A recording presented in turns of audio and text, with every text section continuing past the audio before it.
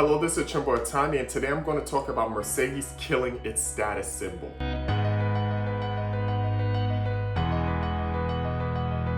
So today we're going to talk about the Mercedes brand. What does that mean to you? Is it still the status symbol that it used to be, whereas it was this top of the line brand is stood for luxury? Or has that changed in your mind a little bit? And that's what a brand is. It's the reputation people have for a company in their minds. So it's not what a company says about itself, it's what people think about a company. So it's what's going on between the consumer's ears and what's going on in their heart. So it's about what's going on in their heart and what's going on in their head. That's a brand.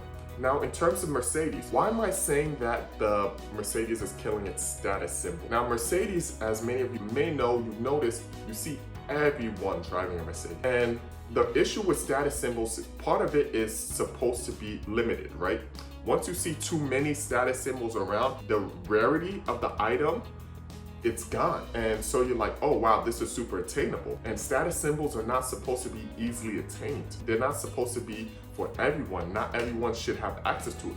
However, what Mercedes has done, they created a lot entry-level vehicles so people can come in and they can get specific models, which they're less expensive, 20, 30, 30K, right? 35K, and you can have a Mercedes, which is when Mercedes have same price tags as Toyotas, there is an issue. There's an issue in terms of it's not a luxury sedan slash vehicle anymore. So, and then what they're doing with crossovers, this and that, it really has taken away the prestige from the brand to the point where Mercedes is realizing that in the US market at least, and they're trying to trim away a lot of what they're doing and trying to cut away about 7 models, I believe, or something, maybe more, maybe less, but they're trying to cut away their models because there's just too many different variants of Mercedes. And the issue is luxury brands, you're supposed to be niche, right? Niche, you focus on a specific thing. For example, you're not seeing 10 different variants of Rolls Royces, right? You're not seeing that. What happened if Rolex started making $500 watches? Would you still want a Rolex? What would a Rolex mean? A lot more people will have a Rolex, but then that's the issue, because since a lot more people have a Rolex, it's losing its brand value as being exclusive, as being you have reached a certain pinnacle in life in order to have one, which may or may not be true in terms of reaching a certain pinnacle. However, it's what people think about when they see a Rolex or when they're thinking about buying a Rolex.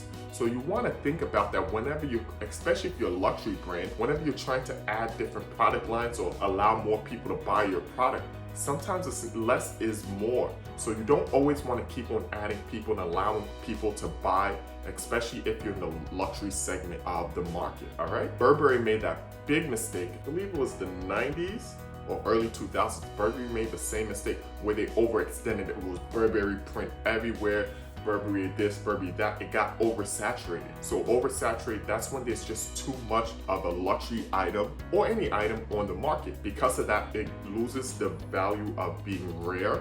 It loses the value of being something you see once in a while, and people get accustomed to it. And you never want people to feel accustomed to a luxury brand, right? In terms of seeing it all the time. Because then when that happens, people are going to be less likely to buy it. They're going to go to more exclusive brands. You're going to lose a key segment of your target market, and you don't want to do that. So keep your product line small, keep it focused. If you're in luxury, make sure it stays in the luxury sector, and don't worry too much about getting entry-level people to buy in. Keep talking to who you need to talk to and tell people, hey, when you get to this level, you can come in.